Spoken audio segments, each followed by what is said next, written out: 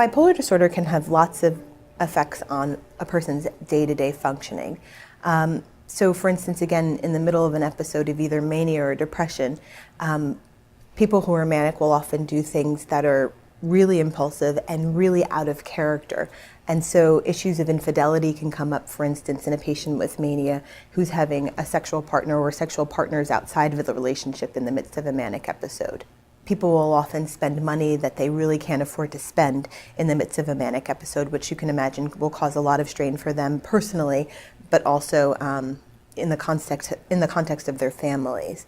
People in the midst of mania often don't appear to be logical, and so they will go to work and will have lots of irritability. And you can imagine again that coworkers are confused, bosses are confused, and especially if they don't understand a lot about the illness, it can affect their work relationships and their ability to maintain their employment. You can imagine that if it's hard to get up out of bed and even go to the supermarket and get your groceries for the day, that it can be very difficult to go to work and get all the things that you need to get done, either in your work life or in your personal life. People will report guilt or sometimes feeling like they're worthless.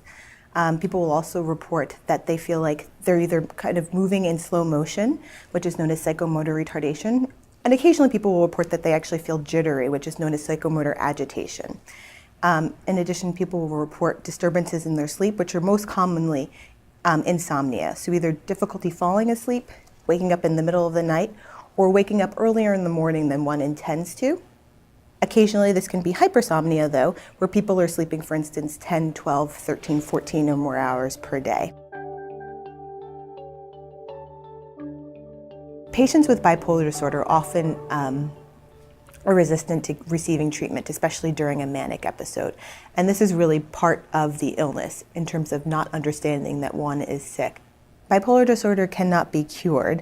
However, people will often find that they will go periods of time without having any illness or periods of euthymia. It really depends on the individual and how their clinical course goes, as well as finding treatments that work.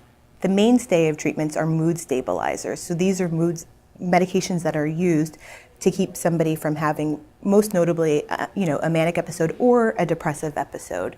Finding the right treatment can sometimes be a little frustrating, and patients really need to hang in there as their doctors try different medications to figure out what works best with their neurobiology.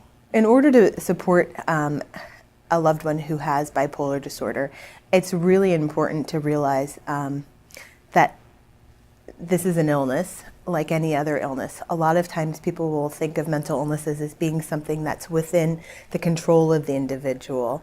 And the individual will often think that as well, feeling tremendous guilt when they do have episodes of either mania or depression.